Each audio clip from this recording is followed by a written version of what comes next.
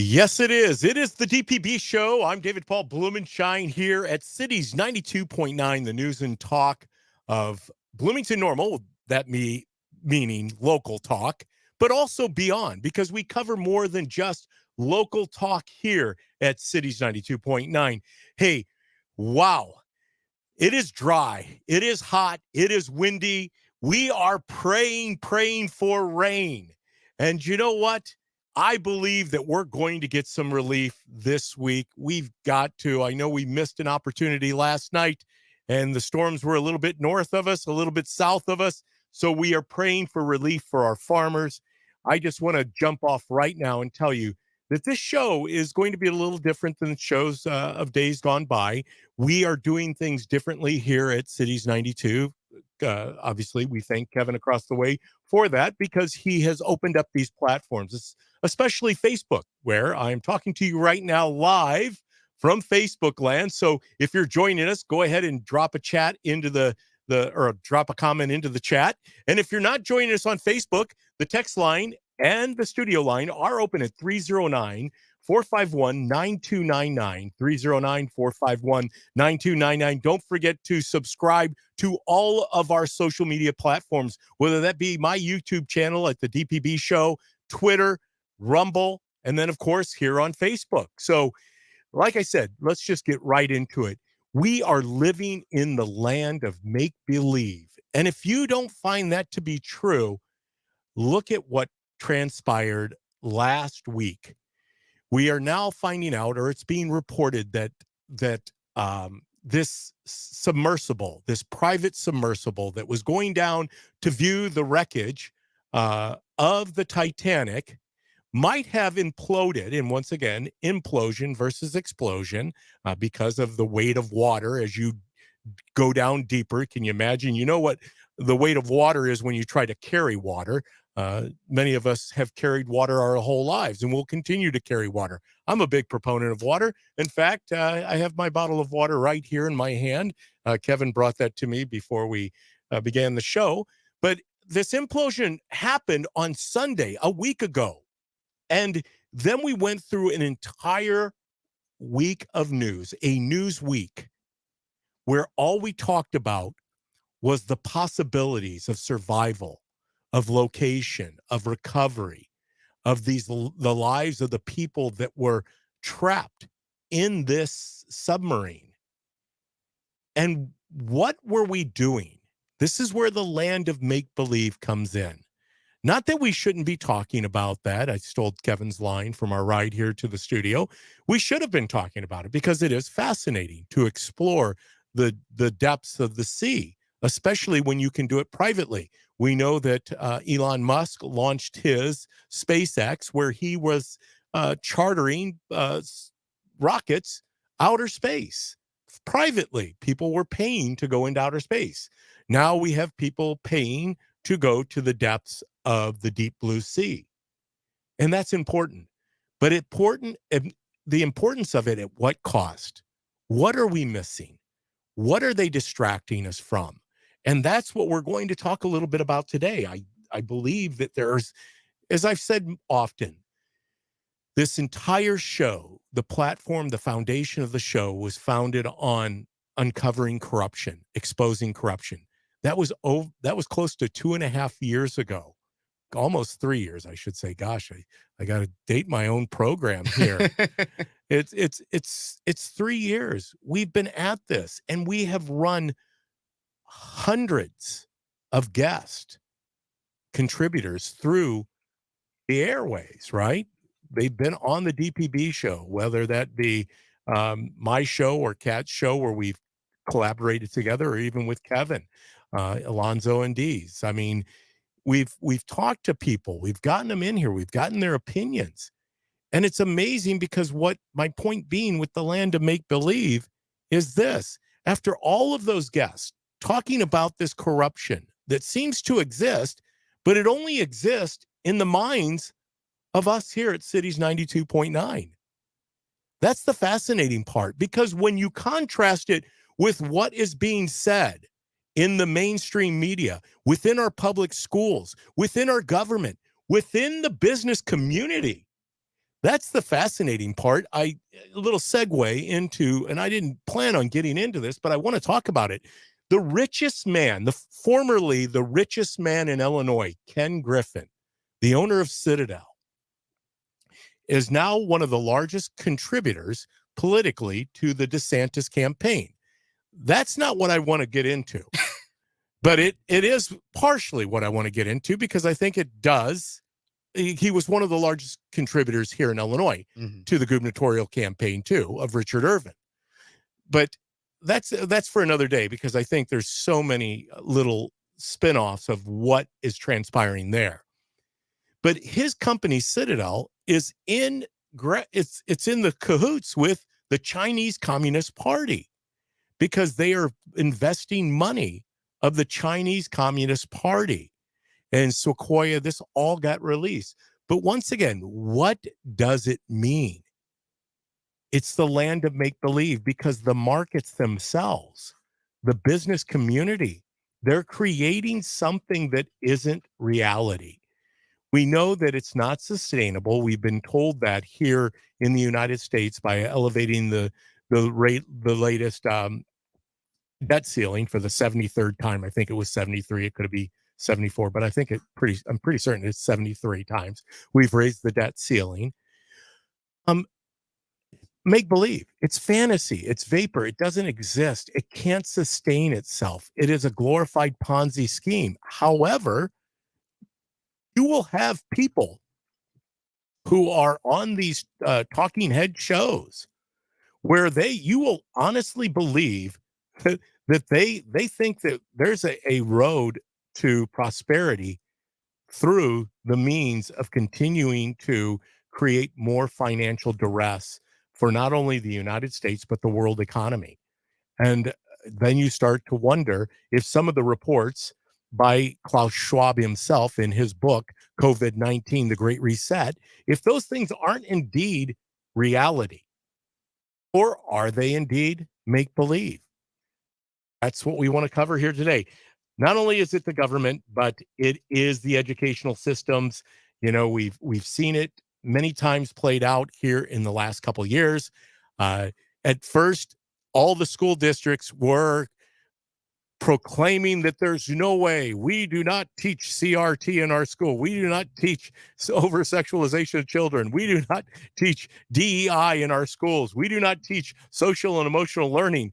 And wow, it's amazing how quickly that all changes. As soon as there's more light brought on these subject matters by parents, by the activists, that is what I consider myself. I do not consider myself a failed politician. Yes, I'll give you that. But what else do I consider myself? An activist. That's what I do here at Cities 92, as well as my colleagues like Kevin across the way, and Kat, and Alonzo and Dees, and Adam and Chandler and Swan, Mark Levin, our flagship guys. This is what they do every day that they come on the airwaves and they try to tell you of a different land. You know, we used to be known here in Illinois as the land of Lincoln. And unfortunately, the land of Lincoln has become the land of make-believe. If you don't take my word for that, just go out to JB Pritzker's social media sites and read what his team posts out there. Go to Joe Biden's Facebook page or the White House. He's got a few pages that he posts on, or I should say Joe Biden doesn't post on there. Joe Biden has to worry about just navigating a stage and getting off stage left or stage right. But look at what his people, his handlers are putting out on his social media. It is truly unbelievable. It's something that we have grown accustomed to believing because, once again, I think it's intellectual laziness.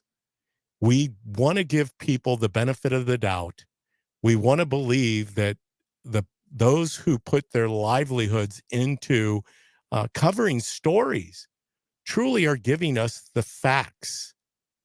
And what we're learning more and more with each passing day, going back to the example of the submersible, the private submarine imploding last Sunday and carrying it out through an entire week's news cycle, distracting from the Hunter Biden situation, which is catastrophic. I mean, if indeed everything that they have on Hunter Biden and his father is true, it's beyond the conscionable. You can't even begin to process it. It is so big. It is so outlandish. You can't even begin to make a novel about it. It's a novel in of itself, and I'm sure there will be novels written by someone someday covering all of the all of the corruption that went out through the years of the Biden administration, but not only by his administration, but the years that he spent in Washington, D.C., which now could be one of the most corrupt places in the world. And we do it in a sterile format. You know, when you go to third world countries, it's very evident uh, who is the top of the food chain and who's the bottom. Here in America, it's a little bit different. You know, we still have an essence of, a sense, I should say, that it's the land of the free, the home of the brave. Unfortunately, that has been tarnished terribly by people that do not take into consideration the best interest of we, the people. Hey, if you're just joining me here at Cities 92.9, the news and talk of Bloomington, Normal, and beyond, we are live on Facebook right now. You can go ahead and flip over there if you have the opportunity. Don't do that if you're driving. I don't want you pulling it up on your mobile app on your phone. But if you're at a place where you can watch us, by all means do that. We also are on Rumble, Twitter, and YouTube. Go ahead and subscribe. Love to hear what your opinions are about the land of make-believe, because ultimately that's where we find ourselves. I'm going to go ahead and dig a little deeper as the show goes on, and I want to get Kevin's opinion especially on this. But it is something that I think we're going to contend with throughout the next at least 12 months going into the election year of 2024. As the old saying goes, you ain't seen nothing yet. Because if you would believe that we would find ourselves where we are today in light of what has transpired here in the past 5, 6, 7 years to lead us to this point, it is totally unbelievable. There he is. He just shared his screen. I was waiting for him. I know he's been busy over there trying to load some things, but that's Kevin. He's with me, of course, like every Sunday on Facebook, on Twitter, on Rumble, on YouTube. And he's also handling the text line at 309-451-9299 or the studio line if you want to phone in. Kevin, Anti-Socialism Social Club. Look at that. Here we are. It seems like we've done a repeat of these shirts. We always wear a black and white, that's what because we want to make it black and white, right, David? But it's just not, it's a gray area. Well, that's what the Jerry Garcia said. It was a touch of gray, that back in the days of Jerry Garcia and what was the name of the band? Grateful Dead. That's right. Oh, the old Grateful Dead. I was thinking when you said you ain't seen nothing yet, I was thinking of that Bachman Turner Overdrive. Yeah, BTO. back from 1970s something. Yeah, see, Kevin is a 70s kind of spirit and a 19 well, that's not true. When were you born? You weren't even born. You were born in 2000. Born in the year of 2000. 2000. In the year of 2000. He wasn't even 1999. I was going to give you another year there, Kevin.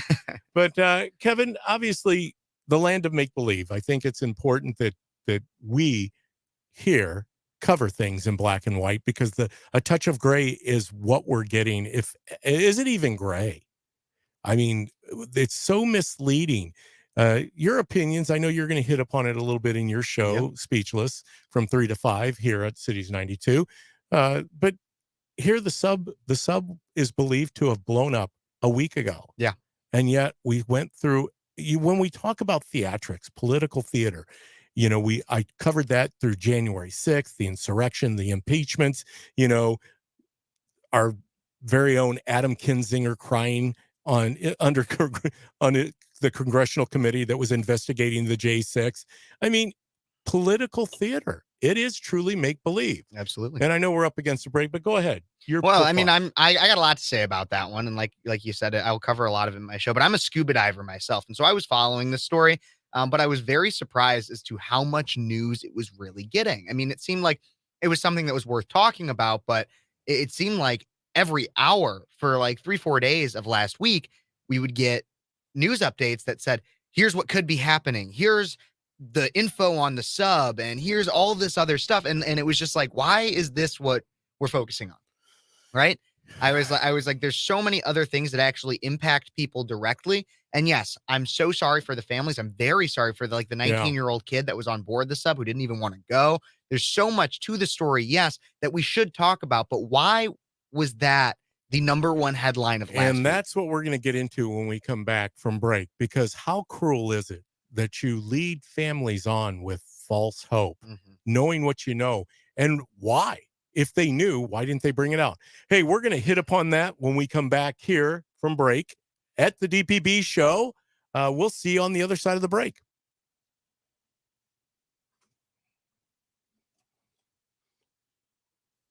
Okay. Still live on Facebook. Cancer fatal to my soul. Every attempt on my behalf has failed to bring the sickness under control. Well, what's going on inside me? I despise my own behavior.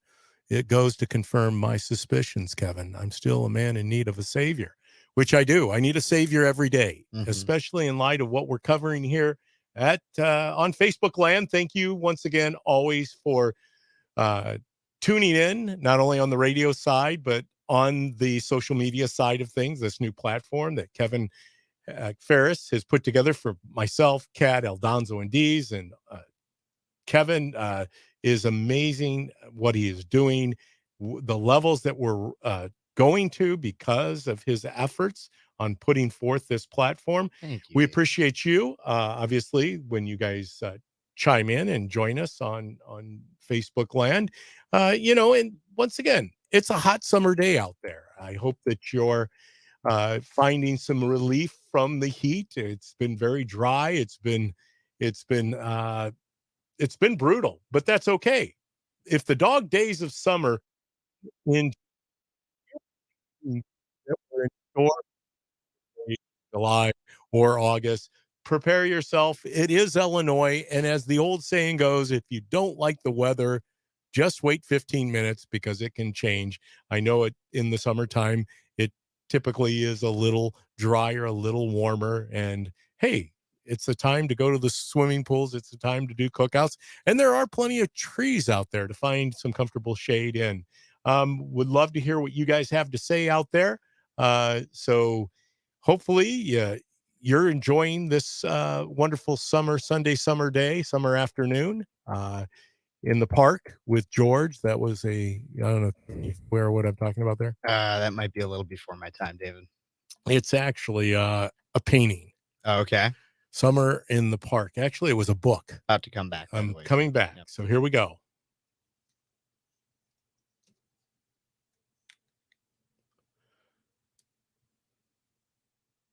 Kevin had to give me the wrap up thing because I was getting a little lost over there on Facebook. I'm actually still here. Facebook is watching me as I take a big old swig.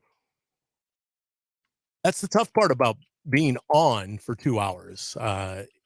Not only when we're not on the air, we are on Facebook, Twitter, Rumble, YouTube, and you can go over there at any time. We hope that you continue to go out and watch us live in studio. We happen to be one of the only sources in Central Illinois that brings you live local talk on the weekends. And we have a plethora of different shows. Start kicking off with Kat Peterson and Ty Smith on Saturdays. And then we have Eldonzo and Dees. I forgot them. They're always early morning Saturdays. Why do I, they are definitely the redheaded stepchilds because I always forget about them. Yeah, That's maybe why they I coined think there themselves. is discussion that they may be moving their time slot because I've always considered them more of a late night kind of comedy, but they've always been start off your Saturday morning. Maybe it's more of like a cartoon type thing, but rumor has it they might be changing their time slot sometime soon. Not sure though. Well, I mean, it would be good to get them on in a later time frame. You're right, Mhm. because I think what they have to say is very similar to Markley, Van Camp, and Robbins. But then Absolutely. I don't want to leave out Speechless, that follows the DPB show every It's Sunday me. in a 2-hour slot. That's Kevin Ferris across the way. Kevin, before we went to break, and I think it's important that we dig deep into this topic. We we moved off of UFOs real quick. All right. Yep. But that captivated the Everyone. news cycle, Mhm. right? Then we moved on to a submarine. And it saddens me that there are people's lives that were lost in this horrific accident, right? Mhm. They knowingly knew that they were going into a situation that was dangerous. It's like skydiving.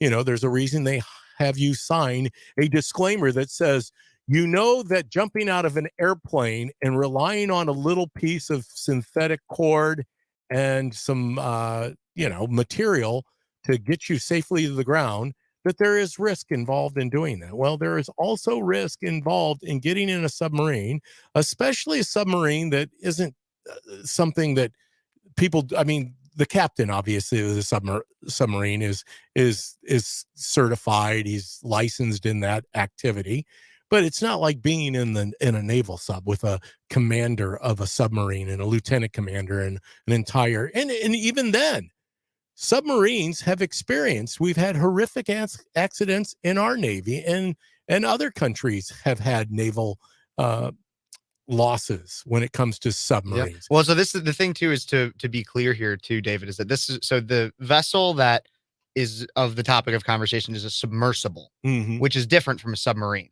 So Yes, so it's not propelled by its own, it's just ruddered because it is yeah. attached, It's isn't it? more so it's more so like if you were to take like a car Yeah. and put it at the bottom of the ocean. It can move like side to side Yes. easily. It's not, but it needs to be. It cannot just go from the land in. It's got to be dropped in from a boat. It's a different kind of vessel. There is propulsion, so Yep. it does move. Yep. But usually, my idea of a submersible is that it's tethered. Yeah. And it actually is Uh, dropped off of some type of vessel mhm. where it goes its way. But in this case, you're saying that this thing wasn't tethered. And from my understanding, no, this was not tethered, but it was dropped off, and it can basically move back and forth. And then I think it can move up and down, but it's just not the same technology as a submarine. And then it comes back to the surface, obviously, and is picked up Mhm. like anything else that, hits the ocean, and you try to recover it. Yep. And they have honing and tracking systems of finding where this thing is at, They're supposed which to. is part of the reason why the Navy is able to detect that last Sunday in the somewhere in the proximity of where this submersible was launched or dropped, that there was an implosion a week ago. However, we had to live through the agony, and many of you, I didn't have to live through it because I don't tune into that garbage of mainstream media, that there was this whole theatrics of portraying that there was the likelihood that they could recover this submersible, that their life might, they were running out of oxygen. We even had oxygen countdowns. Once again, I think it's cruel what they've done, but I want to get to the heart of why did they do it? Why are they doing the things they do in the land of make believe? What are they distracting us from? I think those are the questions we need to ask ourselves. And we're going to ask those on the other side of the break here when we come back here at Cities 92.9, the news and talk of Bloomington Normal.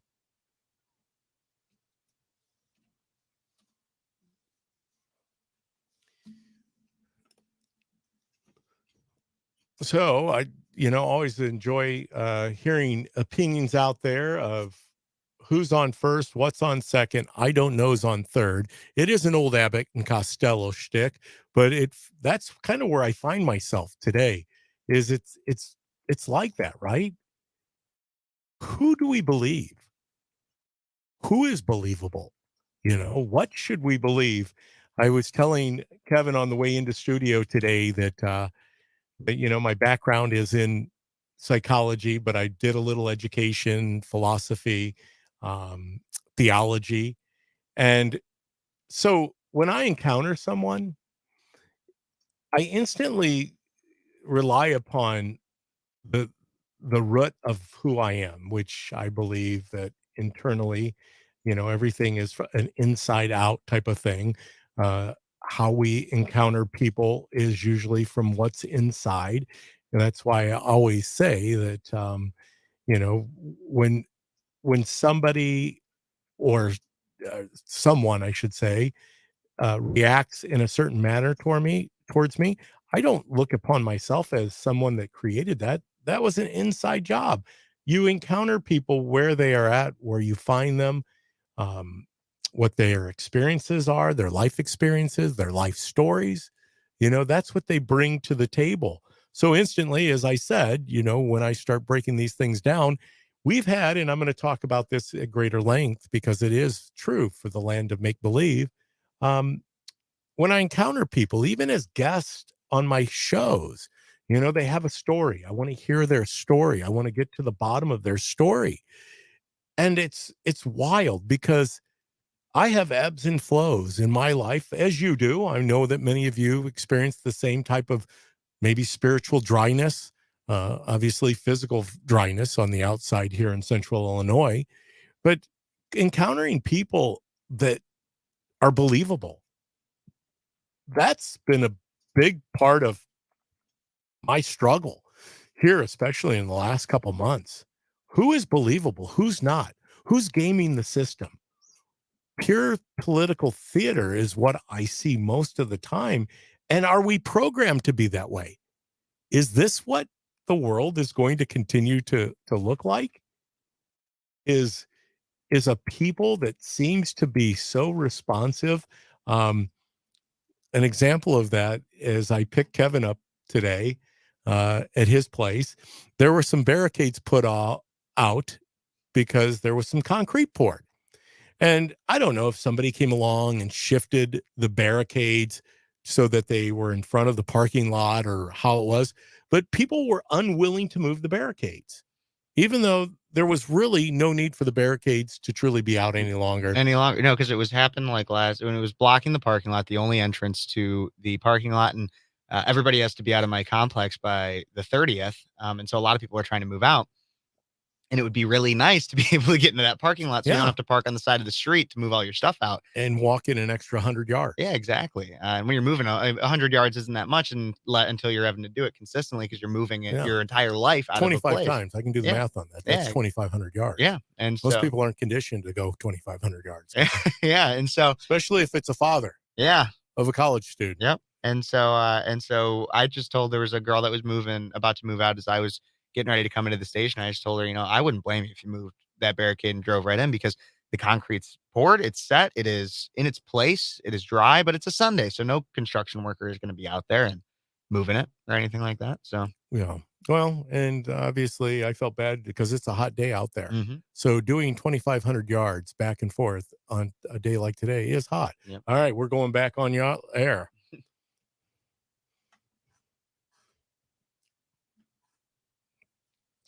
Well, do not waste days. I don't believe in wasting any days because this could be the only day that we have here at Cities 92.9, the news and talk of Bloomington, Normal, and beyond, because you can stay in contact with us via our social media pages, whether that be YouTube. Please go and subscribe to all of our channels, DPB Show, YouTube, Twitter, Facebook, and I'm listing one. Rumble. How can I forget Rumble? My favorite. That's where I usually catch Dan Bongino is on Rumble, but it's good to be in the Rumble world. Obviously, it's good to be on YouTube. It's good to be on Twitter and on Facebook. Hey, you know what? We know it's terribly dry. It's windy. It's brutal out there as far as the temperature, but wait just a week or so. I think it's going to calm itself down. Hopefully we get some rain. The farmers need rain. We are praying for rain. And I think we're going to get some relief. But anyhow, I just want to make sure that if you're just joining us, you know where we've kind of gone and where we're going. Uh, it's the land of make believe. we are finding it hard to believe anyone in today's society, today's culture, whether that's in the media, whether that's in our business environments, our markets, our educational system, the government, especially. What we're hearing, what we do here at Cities is not being done in most of the world. It's fascinating to hear how others report and others see the world that we live in.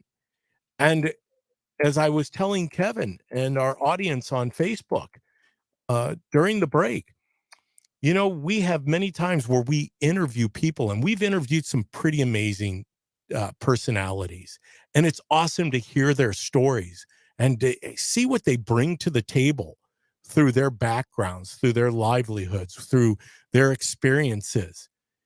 And just recently, I've had somewhat of a dryness, not only out in the land of Lincoln in the air is it dry, but inside of me, it's been very dry.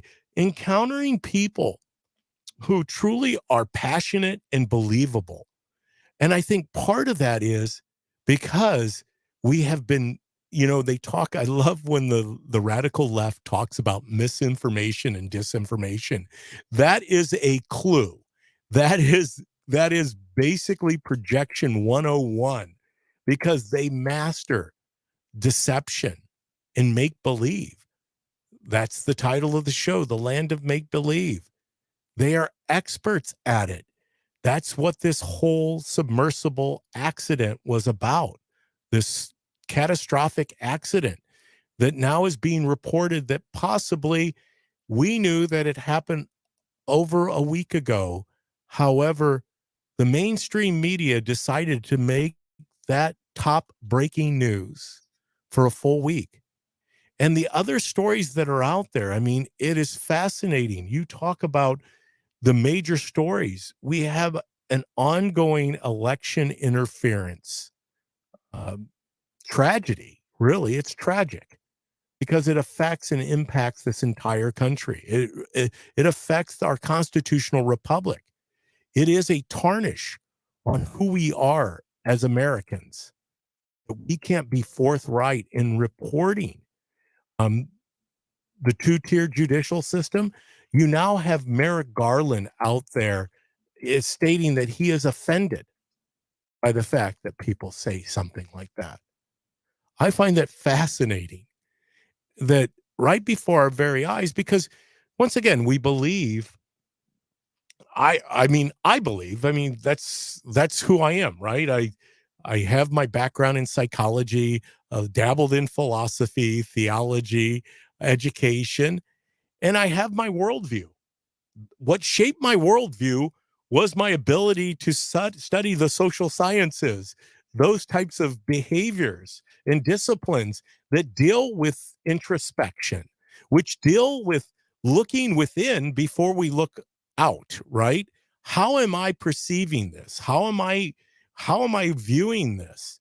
And my ability to view these things only comes through the research that I've done or the study that I find myself in to try to take the information I'm receiving from another person or another source and internalizing it and then dissecting it and breaking it down and then bringing it to you here on Sundays from 1 to 3 at Cities 92.9, the news and talk of Bloomington, Normal, and beyond. If you're just joining us, we always appreciate you. The text line is open at 309-451-9299.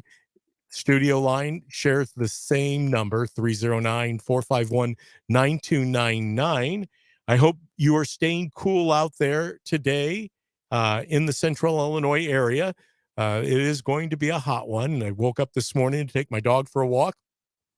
That was 6:30, and it was already 74 degrees outside. So that's a change from about, I think it was a week ago. I woke up in the morning, and it was 41 degrees. 42 degrees, maybe 41 in the morning. I needed a hooded sweatshirt.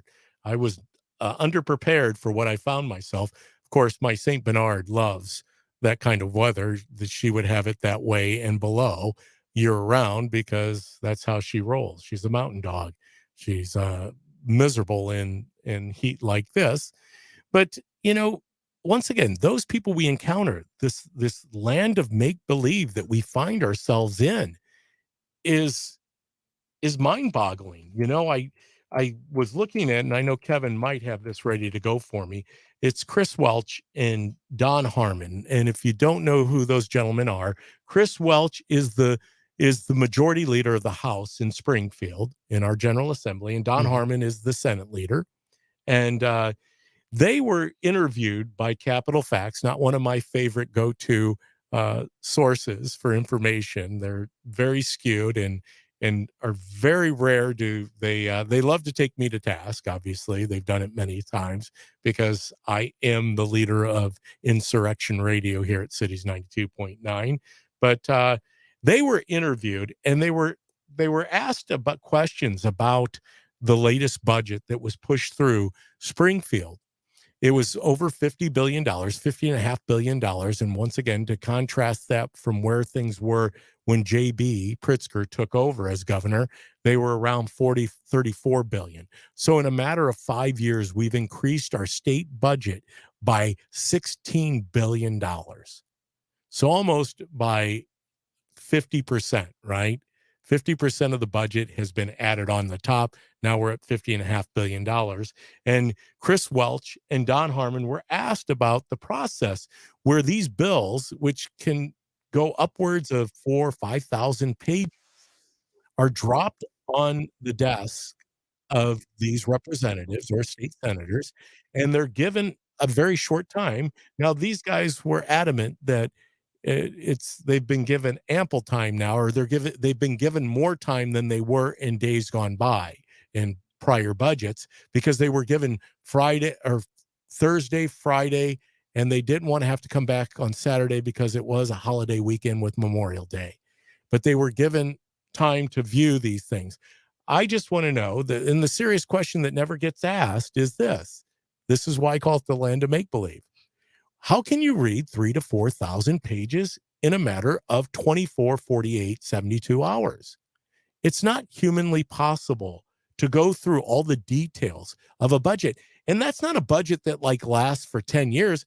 That is an annual budget. That's a yearly budget. And the excess of what's in the context of these pages, that is something you do every year. In fact, I believe that the 74 days you are in session, and I'm pretty certain it's 74 days in the General Assembly as part-time legislators here in Illinois, even though they're paid full-time wages at $90,000 for those 74 days, plus per diem, plus stipends, plus a boost if you're on committees and in leadership and things like that.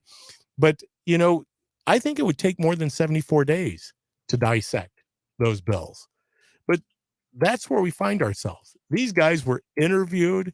The interviewee was really saying, "Well, I hate to push back on this." It's like that was a big thing. Like pushing back on it was some monumental task. That here these guys are blowing smoke because that's where we find ourselves.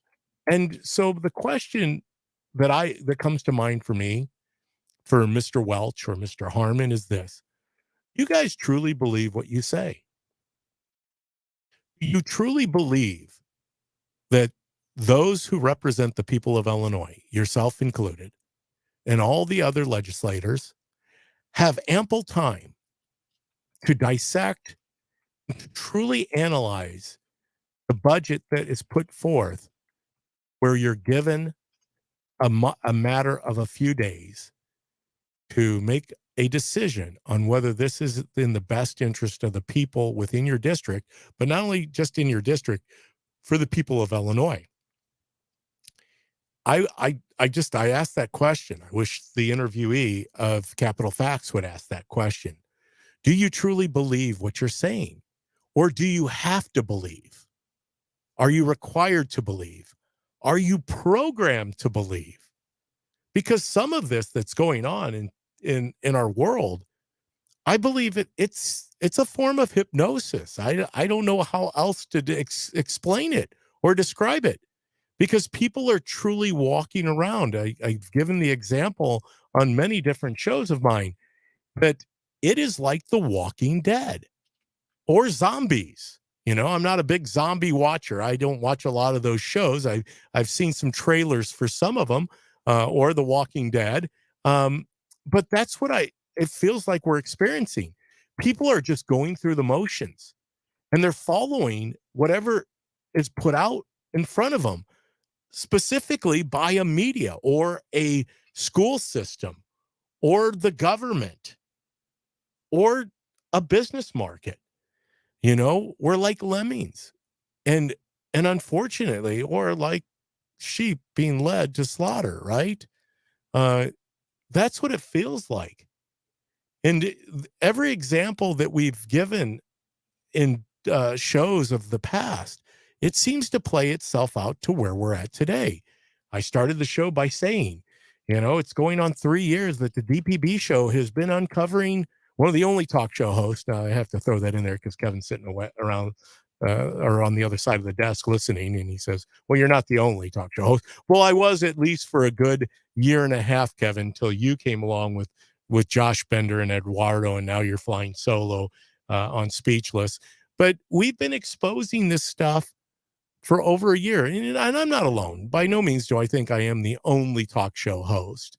It just was a good tagline, but at least was at the time the only talk show host here in Central Illinois that was candid enough to talk about these things and to bring representatives and congressmen like LaHood and Rodney Davis on air.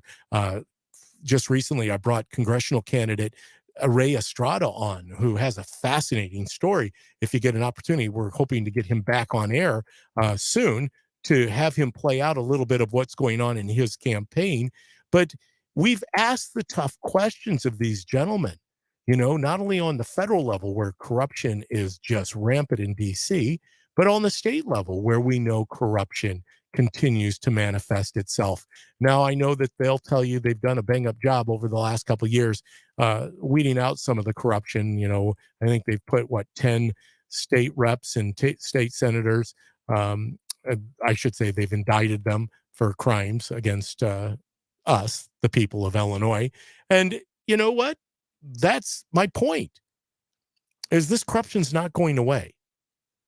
And the land of make believe continues to tell you that there is no corruption. That's the fascinating part of it. They don't cover it. They don't want to cover it. But one thing I can guarantee you, as our faithful audience, is I'm going to cover it. I know that Kat's going to cover it. I know that Kevin's going to cover it. I know Aldonzo and Dees are going to have some fun covering it, as they do every week here at Cities 92. But we're not going to let this thing go, no matter what it is. And we're going to bring it to you with our opinions and our unfiltered, I believe, opinions, so that you can feel that there is somebody out there representing you when it doesn't feel like that is the case. Hey, we're going to cover that. We've got a lot more to talk about. Hey, in fact, I even hear rumor that Dan Brady might be running again, announcing that he's going to run for Congress in the 17th district sometime next month. And we're going to get into all of that when we come back here at Cities 92.9, the news and talk of Bloomington Normal.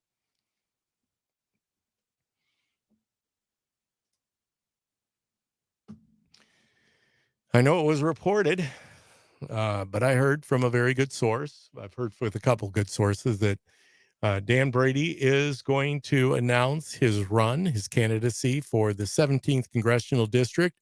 And if you don't know if you're in the 17th Congressional District, the easiest way to find out is to go to the McLean County Republican site. I think that that's the most accessible map, and it states in there view maps of districts, and they've got a Google map in there that shows you the new boundaries that have been drawn in those congressional districts. The 16th and 17th are the two districts that encompass McLean County. When you go over to Tazewell County, I think you're still under two congressional districts. When you get a little further south, you start getting into two, but it happens to be the 17th and the 15th. I think it's Mary Miller's district.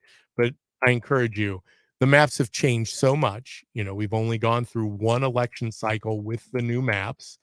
We are down to 17 congressional districts in the state of Illinois. We lost a congressional seat. And lo and behold, you might wonder how we lost a congressional seat. And I'm going to talk to this on, I'm going to talk more about this when we come back on air. Is you lose congressional seats when you lose population. But according to J.B. Spritzker, we haven't lost any population. Once again, the land of make believe. These people just get away with it. Joe Biden, I mean, I don't even have to tell you about the lies that this guy tells. I mean, 1.7 trillion. He's reduced the deficit by 1.7 trillion. No, Joe, there's graphs that show you the debt keeps going up, Joe. The deficit keeps going up. You know, you're not gaining any ground, Joe. There's nothing marvelous that you've done uh, since you've been in office. In fact, you have done some pretty amazing things that have never been done before. No one has imploded an economy as quickly as you have. That we can definitely say. Hey, can Dan win the 17th? I'll answer that question on the other side, Ryan.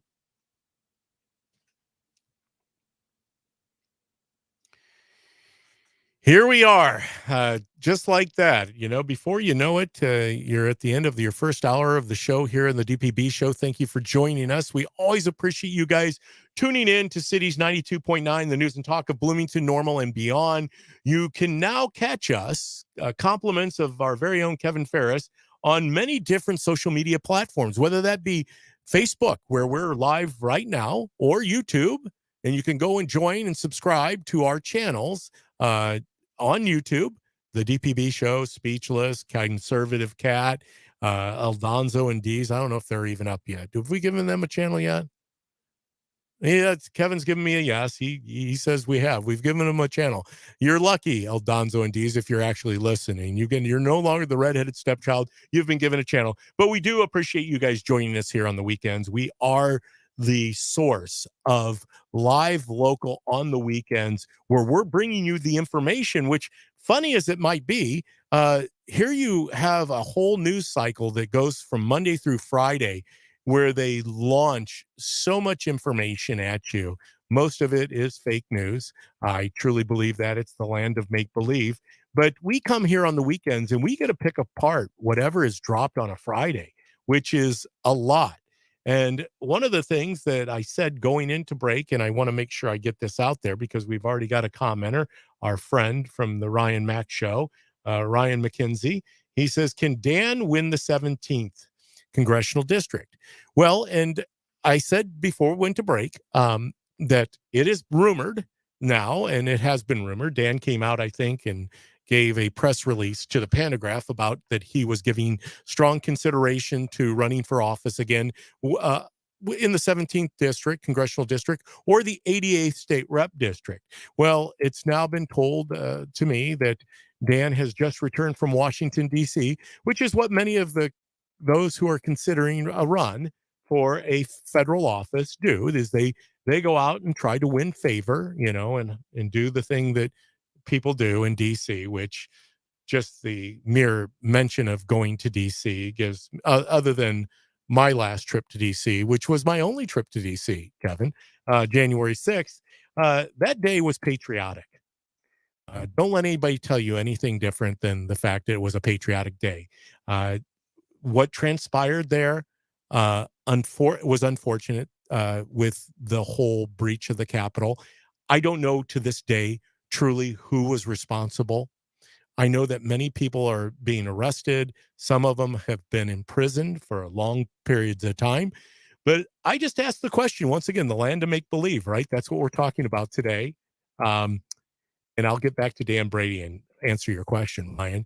It might have to wait because this really came upon me hard when I started mentioning Dan Brady going out to DC, just like other congressional candidates do at this time to win favor from the RNCC, the Republican National Congressional Committee. They're trying to win favor so they can get support. And then contrasting that with my time out in DC for January 6th and make the land of make believe. Washington is the land of make believe. That day that we were out there was very patriotic. And why I say that is this: all those cameras that were set up with the best angles, the best vantage points, what was going on there that day? How did they have so many people taking some of the best shots you've ever seen? I mean, the coverage was amazing. In fact, if all I watched, because I've not really spent any time going back and watching the fake news media coverage of J6. I know that so many people on the outside, that's all they've seen of January 6th is the land of make believe. I called it out when I came back from January 6th to the radio station that it was political theater. And that's what it is. As much of what we see on the mainstream media is, it's political theater performed by professionals, professional politicians, professional actors, professional agencies that have prepared. These folks, they play at a different level. They're not you and I. They're not people on the streets. They're not going about their business.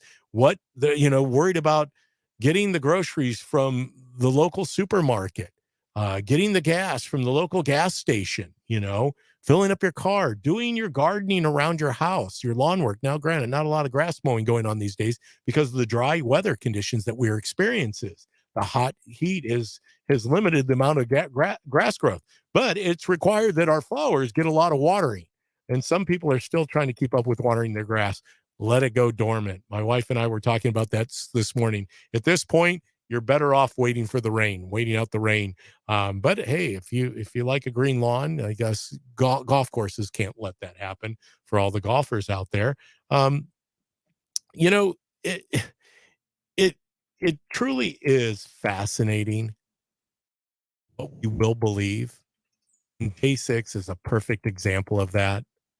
This latest thing, the Russian collusion, the border crisis, all of these things, what people will believe. So to answer your question, can Dan win the 17th congressional district?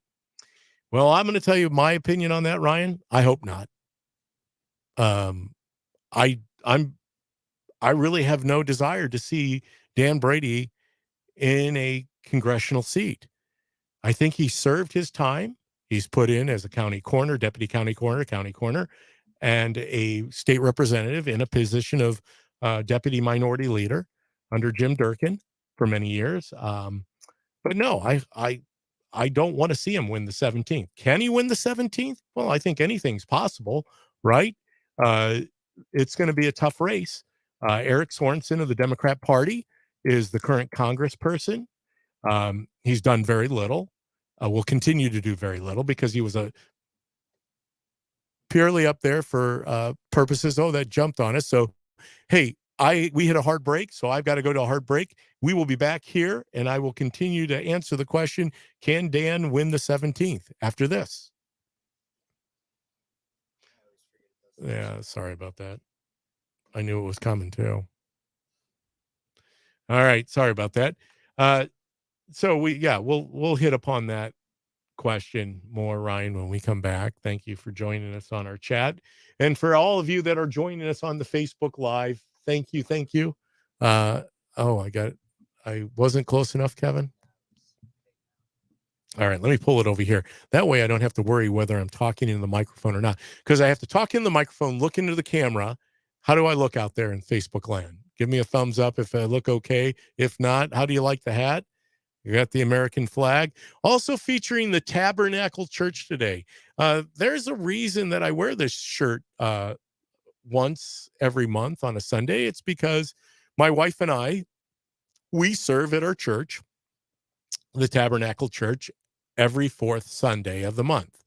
Well, I guess, yeah, every fourth Sunday of the month is when we're on. So that's the shirt that we wear to represent those that are in service that day. And my position is security out at the church. My wife is is the greeter, one of the greeters at the door. So that's why I have the shirt on. But once again, we thank you for joining us always on the Facebook side of things. This is new and we're just getting started. We've got, we cannot believe the success that you guys are affording us by helping us, by boosting our subscriptions on our different media platforms. Continue to do that. Spread the word. Share, share, share.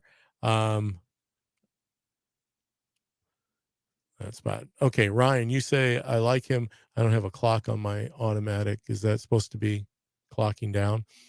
You'll let me know. Oh, there you go. It's Fox News. Kevin's going to give me the high sign when we're coming back on. But Ryan, I guess I like him, but I believe we need someone else. Here's my point, Ryan. Representing people isn't a popularity contest. It really isn't. If we're just going to vote in those that we like or those that we believe are the best, I hear this often. They're really not a good candidate. What makes a good candidate? So far, what I believe makes a good candidate for office is somebody that is able to buffalo the people. And I usually, would not say buffalo. They're able to hoodwink the people because they run the industry itself. And I did say it. Yes. Industry. Politics has become a business and an industry and has very little to do with representing people, even though Dan Brady states often that he is constituency services. Constituency services. That's a big thing that he promotes. And the man's been around for 30 years in public office. And like any representative, whether that be Dan, Jason Barrickman, Billy Brady, Dan Calkins, any of our representatives, our state senators, Sally Turner, I just would have a question. Dennis Tipsword, Bill Howder, Jason Bunting. One question. What are you doing to make a difference, to make things different from the way you found them? And often I've heard these representatives make the statement, well, there's very little we can do because we're in the minority party. Well, if that's the position you're going to have as a representative or a state senator, then I'd rather you kind of yield or pass the baton to someone else. Because right now, as Dan Bongino says it, and I love this line, he says, cutesy time is over. These guys have opened up thermal nuclear war, figuratively, on the Republican Party. We have been decimated. The margin of representation in the House is 78 to 40. 78 House members out of 102 counties are Democrats. 40 are Republicans. There's 118 representative districts in Illinois. 59 state senator districts. Each state senator has 2 House districts in their Senate district. We have 18 Republicans and 40, my math's a little off. We have 18 Republicans and 41 Democrat senators. How do you get anything done? We don't control the comptroller's office. We don't control the treasurer, the auditor, the governor, the secretary of state. That's the legacy, I think, that's been left by anyone who's held office. And I'm going to talk a little bit more about this because I think it's good that we bring this up because it's critical. What we're facing. This gets back to the land of make believe. If you listen to the governor on what he has to say about this, it's pie in the sky. It's welcome to Fantasy Island. It's interesting. He doesn't resemble Ricardo Montalban, but he does resemble Tattoo. as a little bit. But we're going to be coming back here live on the radio side of things. Kevin's going to bring us in here.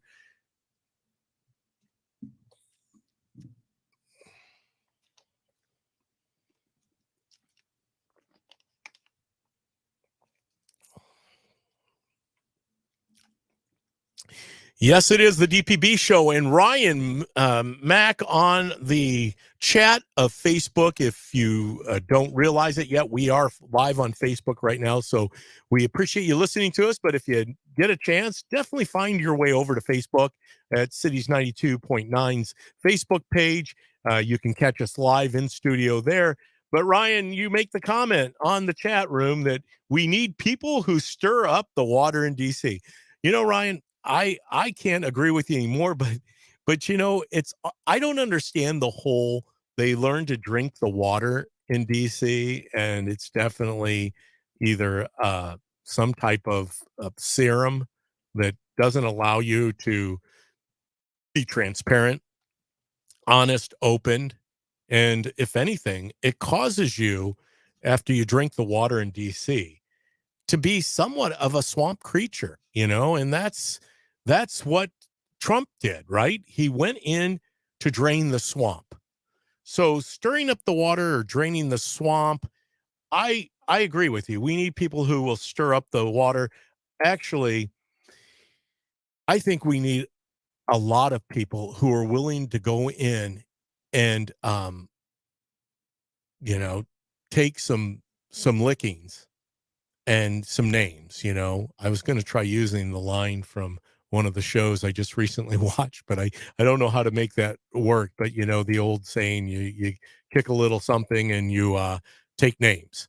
Well, that's what I was trying to say there is we need more people like that. And I believe we have some of those folks. As I was saying during the break on Facebook Live, we have folks that have risen up, you know, the Freedom Caucus.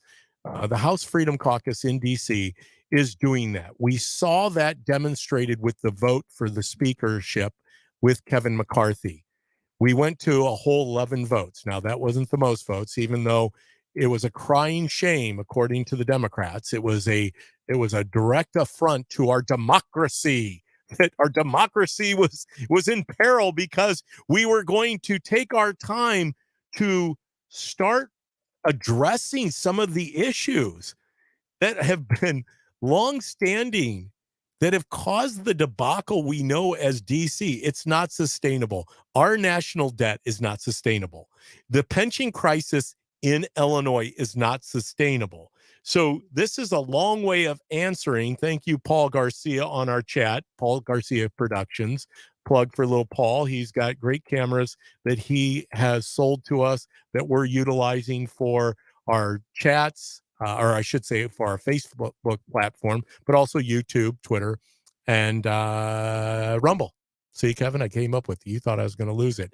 But Ryan, so getting back to what I said, we've got 118 state rep districts in Illinois. This gets back to the playing in for the lead of the show. We're in the land of make-believe. We have 118 state rep districts in Illinois. We have 59 state senate districts. There's 102 counties. There's 108 election authorities because some counties have multiple, well, they have another election authority, like McLean County. We have the McLean County clerk's office who oversees the McLean County elections. Then we have the Bloomington Election Commission that operates specific to Bloomington. Now, granted, they combine their data. That's how, in order to get results, we have to do that. But they don't report, you know, they don't do they do separate reporting. You have to compile the data to come up with those who have secured their nominations or have basically won the seat that they were running for. But we have 118 state rep districts, 59 state senate districts. Each state senator has 2 House districts. And my point of why I was getting into that is in the House right now in Springfield, there are 78 Democrat seats. Once again, 118 seats, 102 counties, 78 are Democrat, 40 are Republican. In the Senate, there are 41 state senators who are Democrats. 18 are Republicans. There isn't representation because the laws and the budgets and the bills that are being put forth rarely reflect what we as conservatives would like to see done in DC, or I mean in Springfield. In DC now, on the other hand, there is a slight margin in the House. It's gridlocked in the Senate. It's a 50-50. So therefore, you know, we're getting nothing done in the Senate. And I think I might have said that wrong. I think is it 51-49 or is it 50-50 in the Senate, the US Senate right now? That's right. To Democrats. That's right. We thought we were going to get a 50-50, and that way the vice president would have to come in and continue to make the deciding vote if it found its way to 50-50. But no, it's not. The Democrats have control of the Senate. We have control of the House in Washington, but with a narrow margin. So we're actually getting things done right now in a Biden administration, not as quickly as we could if we controlled the White House and we controlled the Senate. Well, equally in the land of make believe, and I started the show off by saying this is the land of make believe rather than the land of Lincoln. We have a governor who's a Democrat. We have a lieutenant governor who's a Democrat. We have a secretary of state who is a Democrat. We have a comptroller who's a Democrat. We have a state treasurer who is a Democrat. We don't have representation on the Republican side anywhere. And a little tidbit, because I have to bring this up because I just encountered this Friday night at an event that I was at. I happened to be talking with a state representative. And at this time, I'm going to give him the benefit of the doubt. I didn't have an opportunity to truly vet him on this, but I find this fascinating. He made this assumption or statement as I was talking to him that I asked the question, are the 40 House seats secure? And I'm going to tie this back in, Ryan, to Dan Brady here in a second, because I know that he's going to make his announcement for a congressional seat rather than a state rep district. I was asking this state representative, who is a freshman representative locally, I was asking him, are those 40 seats on the House side in Springfield secure? And his comment was this. He believed that in the next election cycle, if Trump is the nominee of the Republican Party, we would lose another 5 House seats. I was dumbfounded, first and foremost, because I don't know if you can do the math. Help me with this if you're listening. And we do appreciate you tuning in to Cities 92.9, the news and talk of Bloomington Normal and beyond. Catch us on our social media platforms. Why I ask, let's do the math on this. So we go from 40 to 35. That means that the Democrats would have 83 House seats. Does it really matter at this point? And to put that on Trump as the nominee in the state of Illinois goes to show me that there must be some water, pretty bad water that's being served down in Springfield. So not only in Washington, D.C., Ryan, is there a need to stir up the water, but it sounds like there's a need in Springfield too, because now we have representatives who are buying in. And this is the thing that's being put forth by leader Tony McCombie, who is the Republican leader of these 40 representatives down there. She is making statements, and I'm pretty clear on this, that we have to move to the left if we're going to win seats back as the Republican Party in Illinois. If that's the messaging, it's time to replace her immediately. Immediately. Because we've had 30 years of compromising and moving to the left. In fact, that's my tie-in with Representative Brady. Compromising with the Democrats has gotten us to where we're at today. We are one of the least fiscally responsible states. I think we rank as number 49 with New Jersey. In fact, I know we do, according to Wire Points. It's number 49 when it comes to fiscal responsibility. Can't get any worse. That's cumulative over the years of Madigan's rule, now Pritzker's rule, the Democratic Party, the Chicago way, the machine. That has led us to where we're at. The Biden administration managed to do unbelievable harm to this nation in a matter of 15 months. It's mind-numbing to see what Joe Biden has done to our country in such a short period. But that's what Democrats do. They come to kill, steal, and destroy and divide. And that's where we find ourselves. That's why I'm saying, if you ask Democrats where we stand, they're like, what? What? It's the land of make believe. Everything is coming up roses, according to them. And anything you say about Hunter Biden, oh, that's been disproven. That's disinformation. That's misinformation. And they continue to parlay that week after week. And then, of course, a UFO shows up, or unfortunately, a submarine implodes in the ocean. So these guys are constantly being given cover by the fake news media. But anybody that is willing to go out to DC or to Springfield, I applaud them if they truly have the people's interest at heart.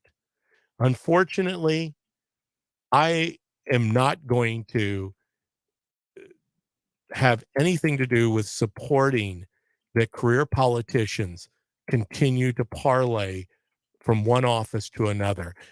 We've got another race down in, or another candidate, congressional candidate seat that I think is going to be contested in a primary. I'm going to wait to make any announcements on that because I haven't heard anything officially. So until I hear it with my own ears, but it's this piece that, Dan Brady is going to announce sometime in July is becoming very true because of his venture out, because that's what they do. They go out to DC to seek favor of the National Republican Congressional Committee to see if they can gain favor. What they do is it's about raising money. That's all it has ever been about, which is unfortunate because, once again, is that about the people or is that about the party? I think the people are desperate for leadership, bold and courageous leadership, men and women who are willing to put aside politics for the people. And that's what we need. We need people who are willing to stand in the gap and say enough is enough. I mean, the plethora of things that are broken. You as a congressman or a state representative, you can't fix the media. However, you can start affecting the marketplace. You can affect the educational process. Now, granted, it's not an easy task in Springfield. There's no ifs, ands, or buts about it. They have such a margin of a lead when it comes to any type of legislation they put forth. You're not going to get that many Democrats to break ranks to come over to the Republican side. But what you can do is you can continue to hammer on them with the common sense logic of what's best for the people of Illinois. And as this state continues to trend where it's going, which I believe it's in a downward spiral, and more conservatives are leaving the state, which I believe is kind of our Nehemiah moment, right? Because I think it's a dwindling of fighters and people who are being left behind in the state, who are going to take on the establishment of the Uni Party in Illinois. And ultimately, from its own weight, because I love it when Dems are out there on social media making comments that in the land of make believe that somehow the Republicans have some causation for where we find ourselves in the current crisis fiscally that we are in. We have been under Democrat control for over 40 or going on 40 years. 40 years where you've had advantages, especially recently in the last 5 years. What have you done in the last 5 years to affect change in the state of Illinois from our criminal justice system? You know, crime is rampant in Chicago. Our public school systems out of control. Our border, you know, we are open for business, right? We have all of this influx of refugees and illegal immigrants. As far as it goes with the right to life, well, we know that we're on the anniversary date of the Dobbs ruling, where the Roe v. Wade was overturned and put back in the state's hands. We have the most aggressive pro abortion laws of any state in the land. We disrespect life. However, if you listen to Governor Pritzker, he'll say he respects it. Hey, we're going to talk more about that and many other things here when we come back at Cities 92.9, the news and talk of Bloomington Normal, right after this.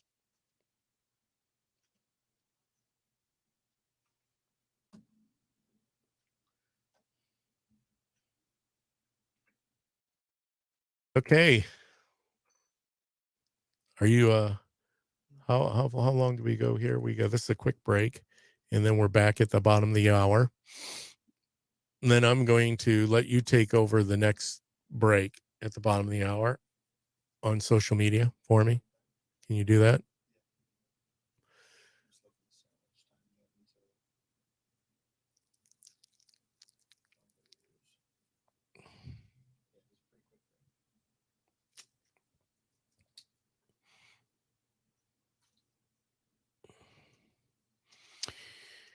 Yeah, this is a quick one. So we'll be back on here shortly. Once again, the theme of the last couple shows, you might have realized that Uni Party in Springfield doesn't like Trump. No, they don't, Ryan. You're right. That's insane. Paul, the production value of these Cities 92.9 shows is getting seriously good. Dang. Thank you, Paul Garcia. Thanks for the compliment, Paul Garcia. We couldn't have done it without Paul Garcia Productions and Paul Garcia and his influence. And I'm looking forward to the day that he's back, hopefully doing podcasts himself. I believe he's one of the great talents, future talents of our country right here in Central Illinois, along with the man across the way, Kev Ferris, who's going to pick up the Facebook side of things at the bottom of the hour for our break. Yes, if you've been with us, you will notice that I have been short on having guests in here the last 2 weeks. But part of that is because of a dryness, like I had mentioned, and I'm going to talk more about this when we come back from break. It is dry out there, not only literally but figuratively. It's dry out there, and that's what happens when you find yourself in a craziness of the uni party. You know, Ryan, I don't know who to talk to anymore. When you go and you talk to representatives who were groveling for the endorsement of Darren Bailey so they could win favor and with their constituents in their district, the voters, I should say, now their constituents. And just like that, they haven't even been in Springfield for, let me check my timepiece here. It's June. They were sworn in January. They haven't even been in a half year, one session, one legislative session, and they're already voting on bills and sponsoring bills that no conservative would ever support. Okay, here we come back on for our short little tour of duty. I came in hot. Came in hot.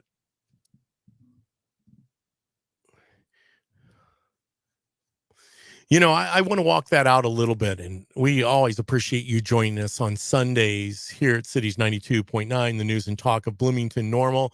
And you can find us beyond just the airways. You can find us on Rumble, Twitter, Facebook, and YouTube. Please go out and subscribe. We appreciate being able to expand upon the abilities to spread the message of hope, of the content that we share. One of those things being the land of make believe, which is the theme of the show today. And as I was sharing with some of our Facebook contributors, that, you know what? It is a dry season for me. It's not only a dry season, it's a dry season for everyone here in Central Illinois, literally, but figuratively, it's a dry season for me. Um, who do we, who can we believe? Who can we trust in politics today? As I was telling the story off air, you know, this representative who I ran in the other night um, is a freshman representative that when we were on the campaign trail with Darren Bailey for the gubernatorial campaign, this particular representative was groveling to get the endorsement of Darren Bailey. He knew who Darren Bailey was. Darren Bailey is a conservative. First and foremost, he's a Christian, but then he's a conservative. He happens to run as a Republican because who can run as a Democrat? I sure couldn't. I'm not for killing babies in the womb. I'm not for open borders. I'm not for shutting down the economies of scale because I believe that the only way to a better world is through green energy. I don't support saying one thing, which is fascinating. The Dems have become the party that counts, that they are for the little guy and for people that are suffering through mental health issues, but yet they put themselves in such financial positions that they can never truly help those people out. But this gets back to my point. Who do you believe? This particular representative the other night that I encountered, who instantly stated that we could lose up to towards 5 representative seats if we are to nominate Trump, if Trump is the nominee of the Republican Party. Obviously, I'm pretty certain blue Illinois, well, which isn't really blue, but that's another show.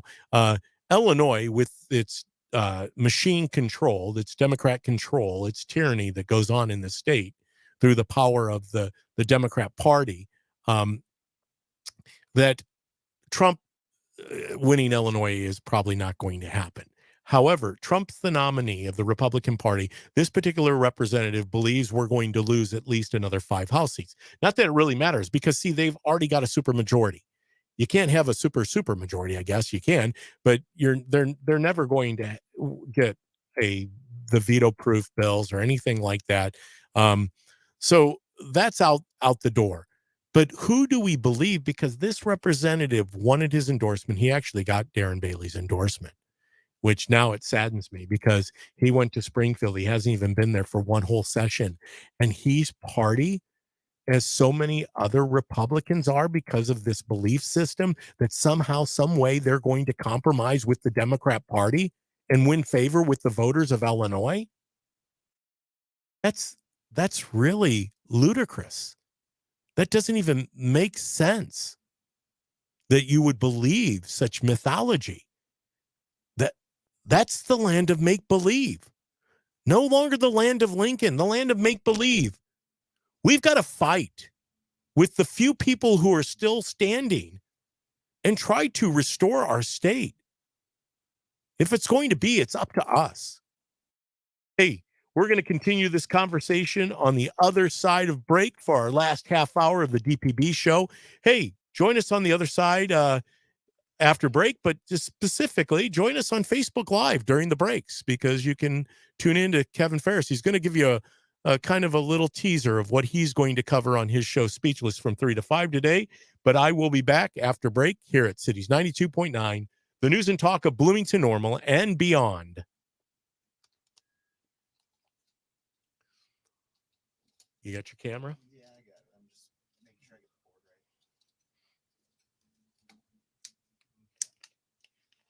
right. I am here, everybody. It's me. And DPB's still there for a second. I'm out of here. Yeah. I'm stage left. Okay. Hold on. Wait a second. Which way should I go to go left?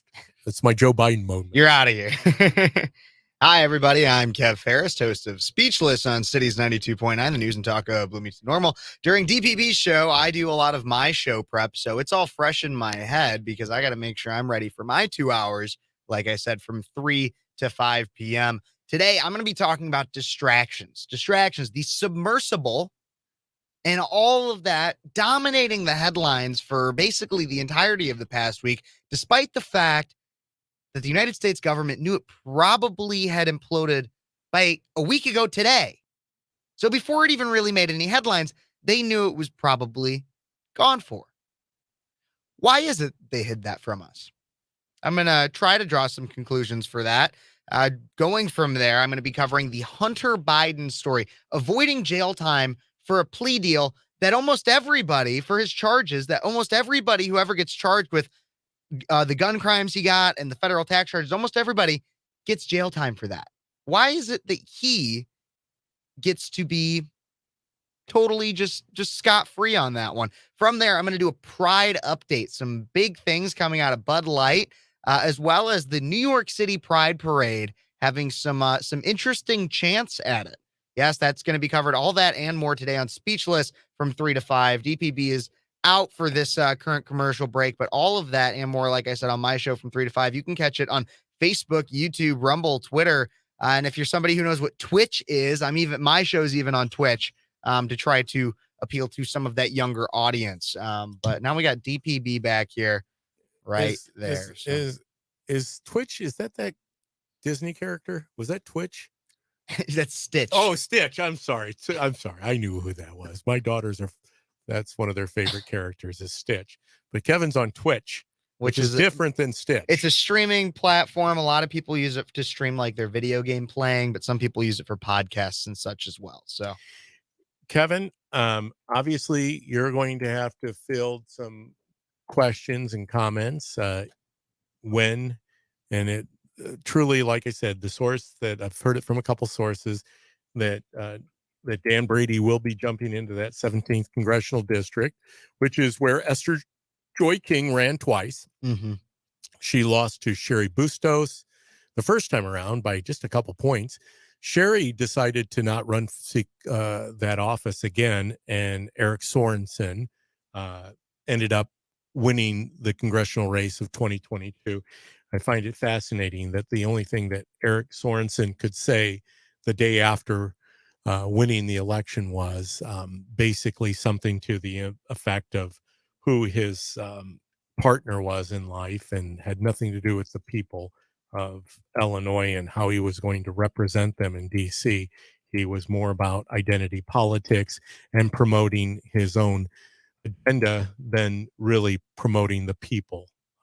But you're going to have to deal with that 17th congressional race district, and when Dan Brady announces, which now it's pretty evident that he's going to, since he came back from DC, you're going to have to cover that. So, what are your thoughts on it?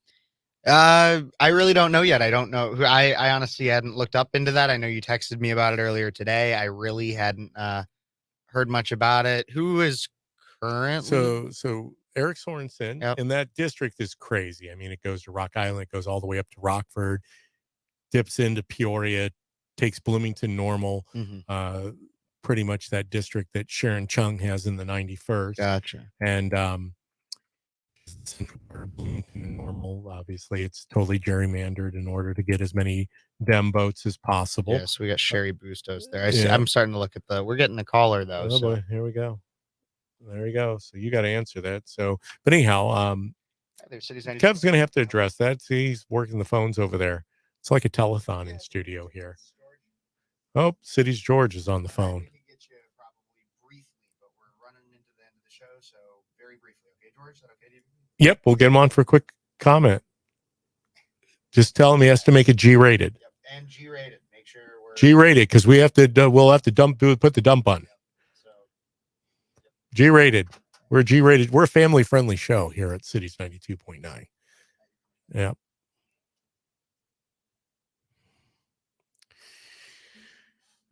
We are back, and we always appreciate you joining us here at Cities 92.9, the news and talk of Bloomington Normal and beyond. I want to continue to walk out this land of make-believe, which is what Springfield and Washington, D.C. is.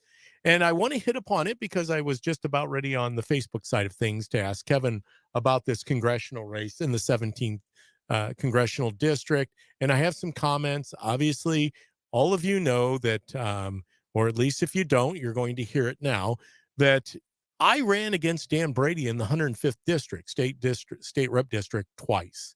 I ran against him 18 and 20. So 2018, 2020. And I did that for a reason. I didn't want to go to Springfield. Who in their right mind would want to go to Springfield or DC? That's the question you should ask of a representative or a candidate who is considering going to DC or to Springfield.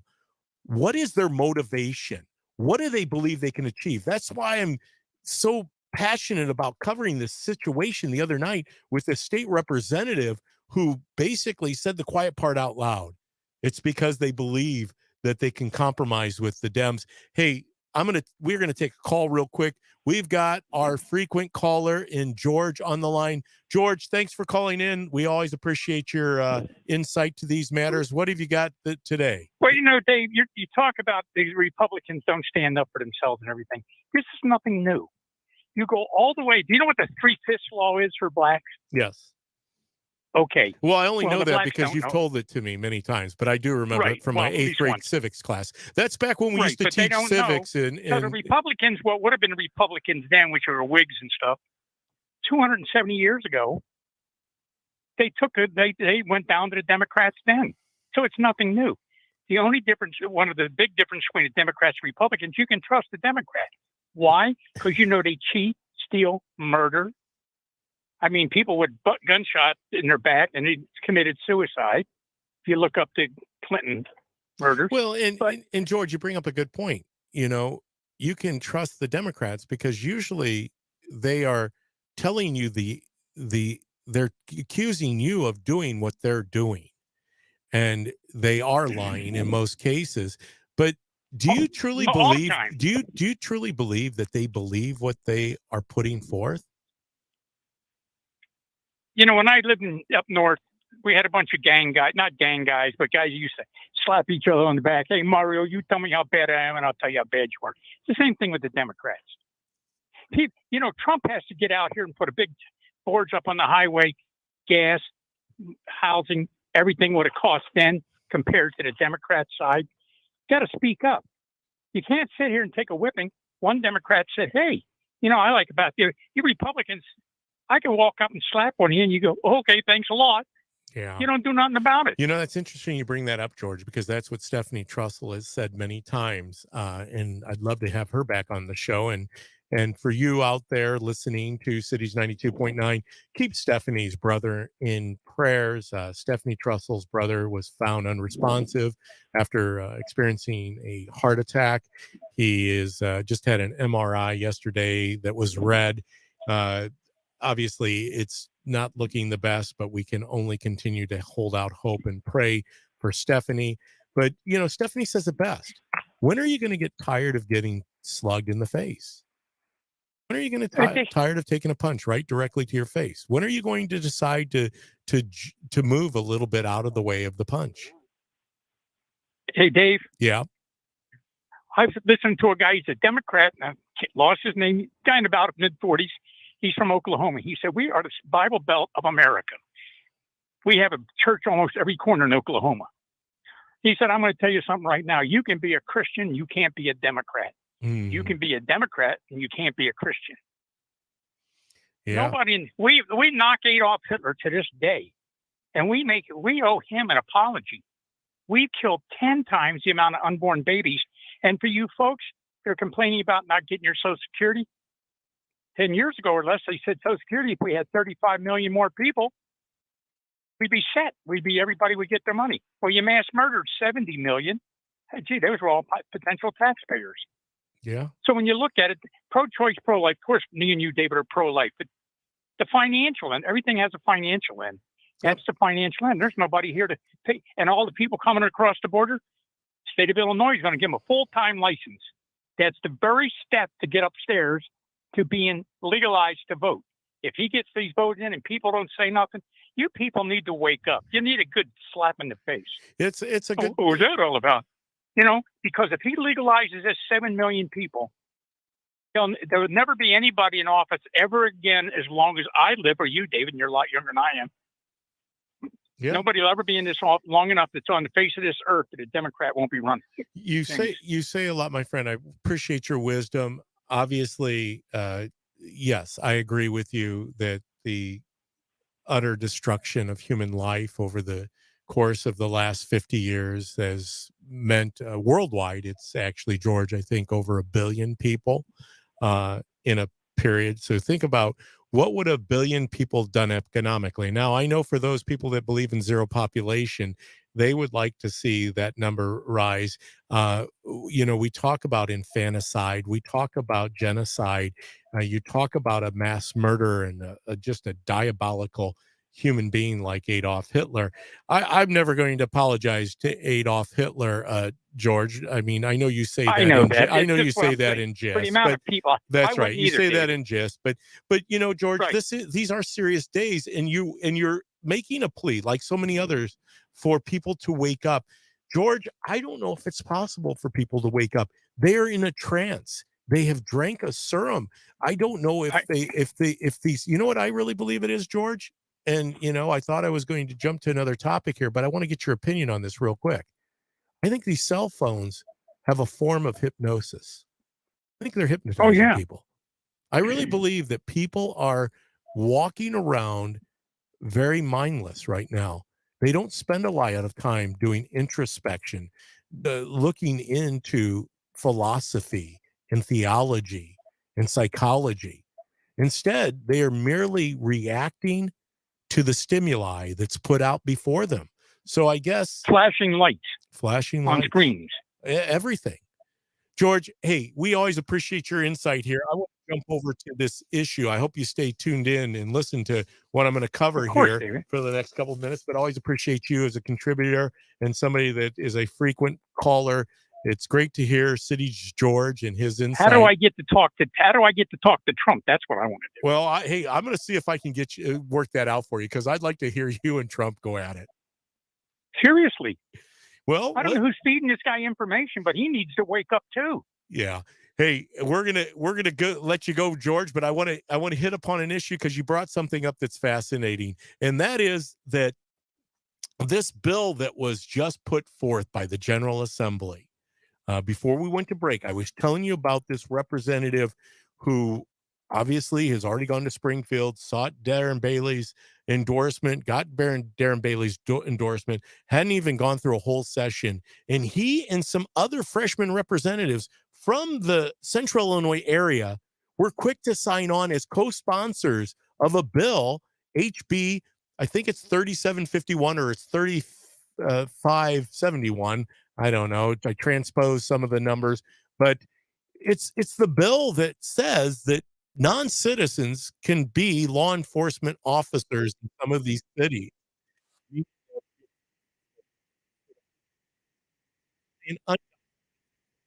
are saying people who are still non-citizens. Some people say, well, it's illegal immigrants. No, it rises itself above that status. But still, the fact that all of these Republicans in Springfield were willing to go along with a bill, with legislation that the federal law states can't even exist according to the Federal Firearms License Act. So these folks can't even possess a firearm according to federal law, but yet we had some inkling that we were going to compromise with this bill. What are we doing? We will never gain seats by compromising with the Democrats. That ship has sailed many years ago. Compromising with Mike Madigan, he's a criminal. He's no different than Joe Biden. He's a criminal.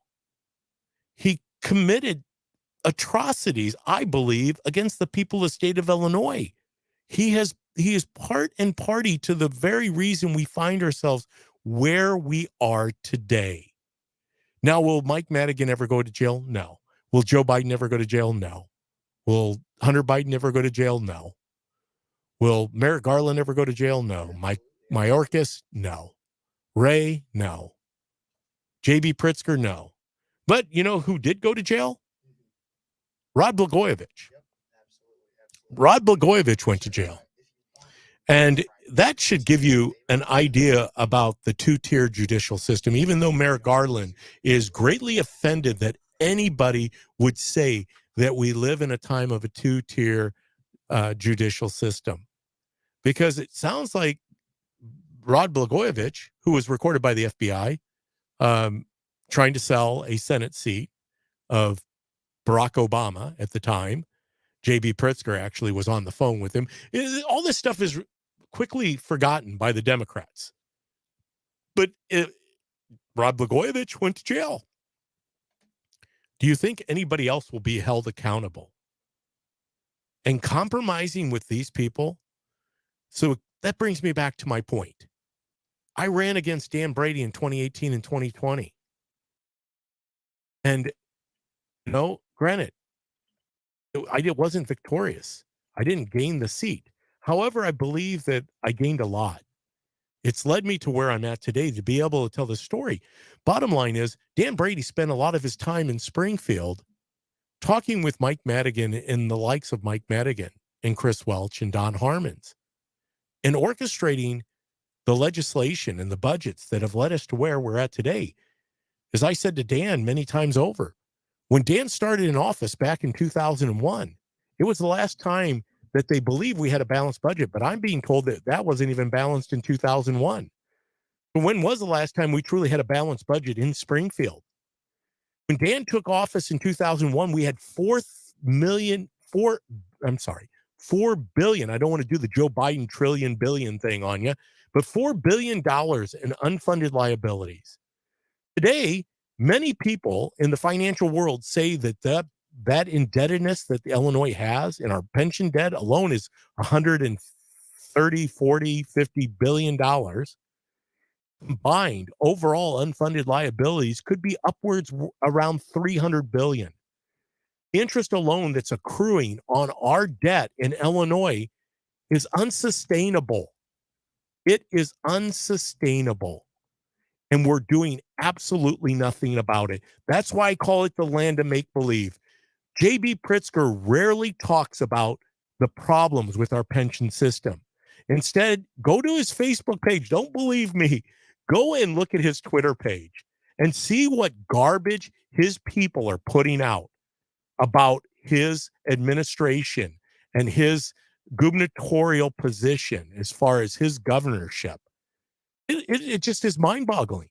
That's why I have one comment. If you ever see, I comment on JB's stuff all the time. I say one thing, one statement only: the land of make-believe. That's why I entitled this show The Land of Make-Believe, because who are we to believe anymore? It is hard. I know that you're finding it hard to believe, and don't believe me. Go out and do your research. Believe Kevin Ferris, though. He's coming up next on Speechless, but we're going to break right now here at Cities 92.9. Join us on Facebook during the break, but we will be back to wrap the show up. I hope you're enjoying the day, and we will see you on the other side.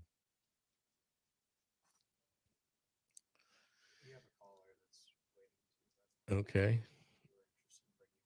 What's he got to talk about? Does he say it? Did he say? Was it Bill? Was it Bill? Is he drunk? Okay. Bill's Bill's a passionate guy, but he called twice on my show one time. Remember that? Were you the producer? I think so. But I'm always focusing on this stuff, on my show prep, especially this week because I was so busy this weekend.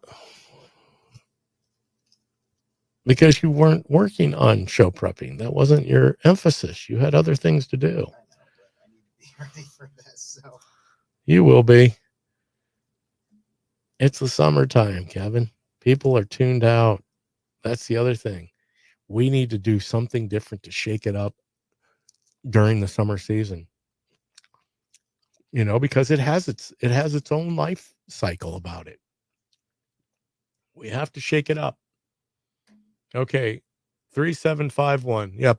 You're right. Joanne, I got it right. I transposed the numbers HB 3751. Joanne, thanks for bringing us up to speed on that.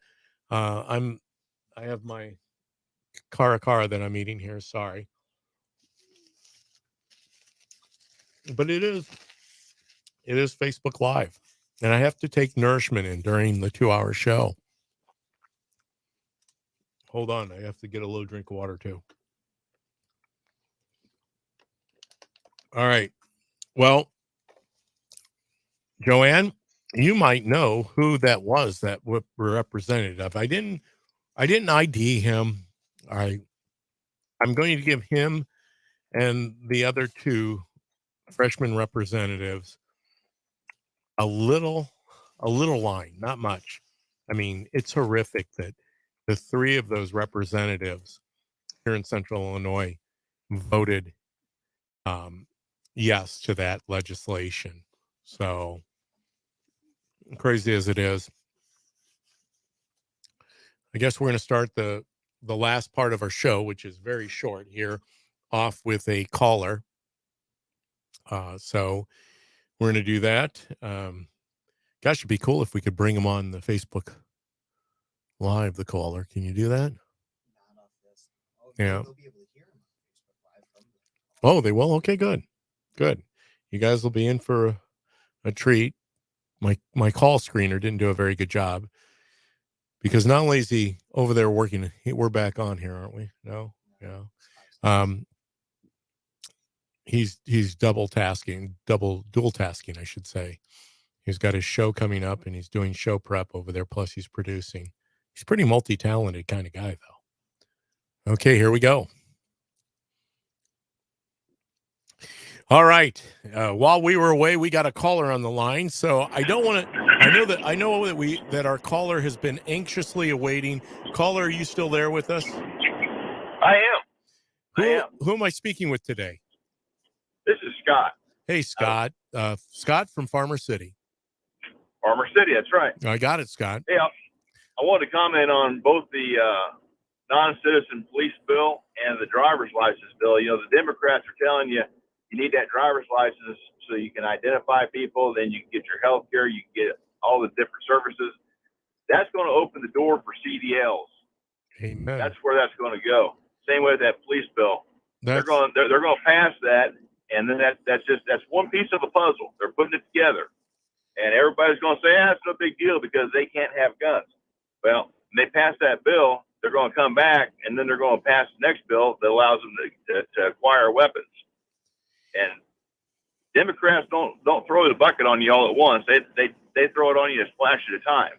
Well, and they're also strategic in how they do it too. They definitely play chess. They're 3 or 4 moves ahead of the Republicans in the state of Illinois. I did my part. I was listening to you about going to Washington and Springfield. I did my part, and I ran for mayor of Springfield or Washington because I don't like the bipartisan thing. Compromising with somebody who's wrong doesn't make you both right. That's right. Yep. And that's true. And that's what I hope that we realize, because when I heard that the other night, I was just taken back, just because we worked our tails off, as you know, because you attended some of those events that the Bailey campaign was out there, circumventing the state of Illinois, 102 counties in 14 days in the last week.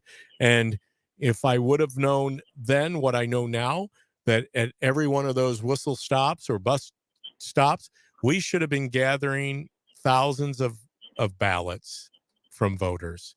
We should have been gathering ballots, should have been our number one initiative. In fact, if candidates are running for office right now in the state of Illinois and they're not gathering ballots, or even across the country, any place that has this vote by mail in force, if you're not gathering ballots, you're going to lose the election in the first 20 days that they have early voting.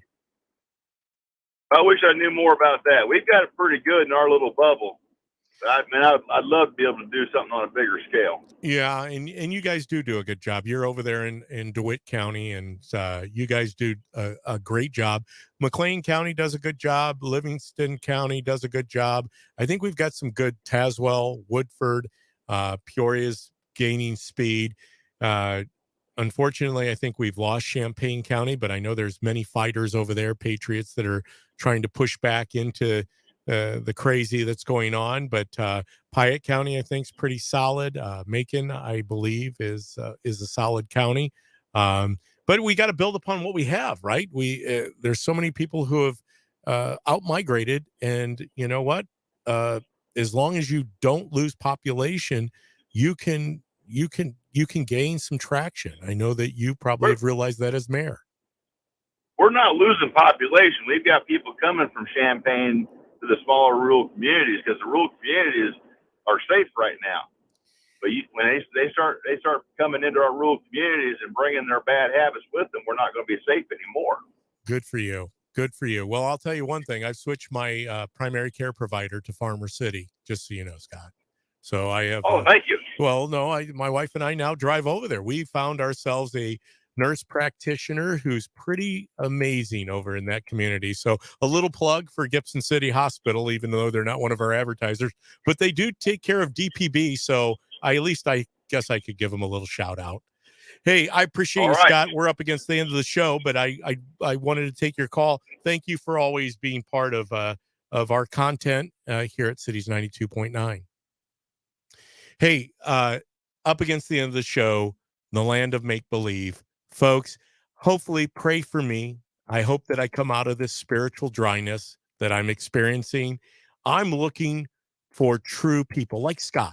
You know, I guess I could have had him on as a guest today for a half hour because he's a fascinating guy. To see what they've done, you know, that Farmer City, a little plug for Farmer City, they're self-sustaining. Do you know they have their own power plant? They generate their own power in Farmer City. So they could be off the grid at any time. That is pretty cool. So explore Farmer City a little bit. They also got a little golf course over there, a speedway. They have a nice little drive-through that serves cheeseburgers and shakes. So take a tour or a little trip over to Farmer City and help our friend Scott out, who is the mayor of Farmer City. But there are good patriots out there. This is the Nehemiah moment. We are losing population.